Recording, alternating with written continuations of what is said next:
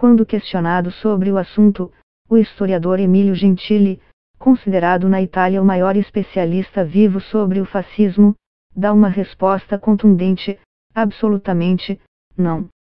No entanto, nos últimos tempos, os presidentes dos Estados Unidos, Rússia, Brasil, Hungria e muitos outros líderes políticos das Américas e da Europa foram rotulados como fascistas por suas políticas de imigração ou por seu nacionalismo.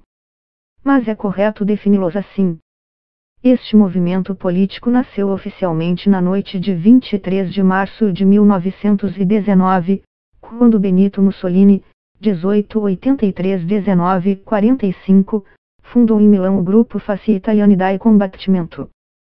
O grupo reuniu ex-combatentes da Primeira Guerra Mundial, um conflito que deixou a Itália, como quase toda a Europa, mergulhada em uma profunda crise política, econômica e social. Depois de alguns anos, Mussolini chegou ao poder graças ao apoio do rei Vittorio Emanuele III, de grandes empresários e do Vaticano, bem como por meio do uso da violência. Em 1925, ele assumiu o controle de todos os poderes do Estado e transformou um regime parlamentar e democrático em um Estado totalitário regido pela total falta de liberdades individuais, políticas, organizacionais e de pensamento. Mussolini e seu movimento também se tornaram uma referência para regimes autoritários em todo o mundo, particularmente para Adolf Hitler, 1889-1945. Ele apoiou o regime nazista alemão durante a Segunda Guerra Mundial e, como Hitler, foi derrotado em 1945.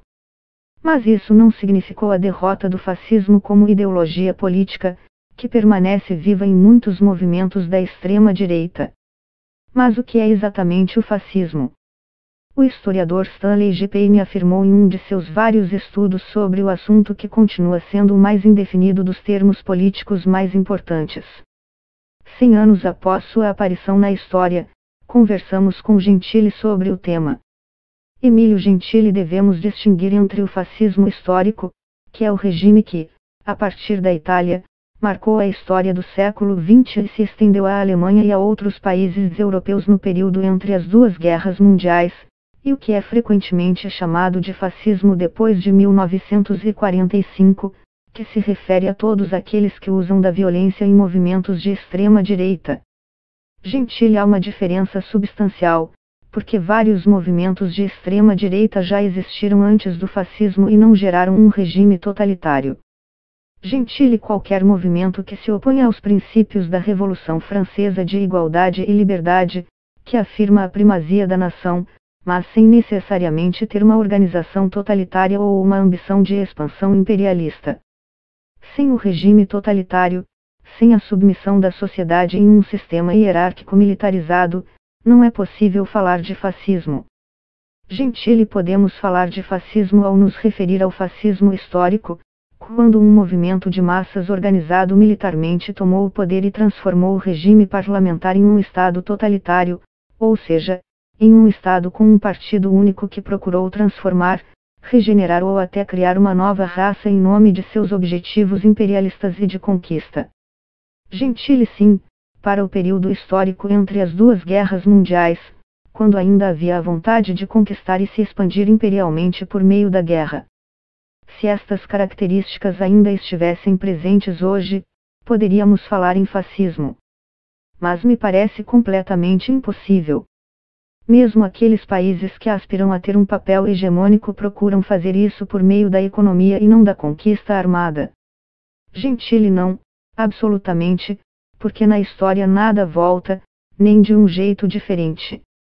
O que existe hoje é o perigo de uma democracia, em nome da soberania popular, assumir características racistas, antissemitas e xenofobas. Mas em nome da vontade popular e da democracia soberana, que é absolutamente o oposto do fascismo, porque o fascismo nega totalmente a soberania popular. Esses movimentos, no entanto, se definem como uma expressão da vontade popular, mas negam que este direito possa ser estendido a todos os cidadãos, sem discriminações entre os que pertencem à comunidade nacional e aqueles que não. Gentili: se afirmamos isso, poderíamos dizer então que todos são homens e brancos. mas, ao mesmo tempo, não entenderíamos a novidade destes fenômenos.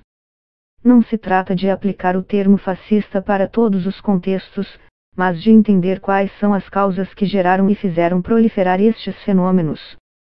Em todos esses países, esses movimentos extremistas se afirmaram com base no voto popular.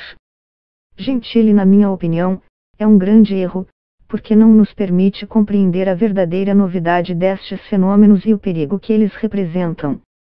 E o perigo é que a democracia possa se tornar uma forma de repressão com o consentimento popular. A democracia em si não é necessariamente boa. Só é boa se realiza seu ideal democrático, isto é, a criação de uma sociedade onde não há discriminação e na qual todos podem desenvolver sua personalidade livremente, algo que o fascismo nega completamente. Então, o problema hoje não é o retorno do fascismo, mas quais são os perigos que a democracia pode gerar por si só, quando a maioria da população, ao menos, a maioria dos que votam, elege democraticamente líderes nacionalistas, racistas ou antissemitas.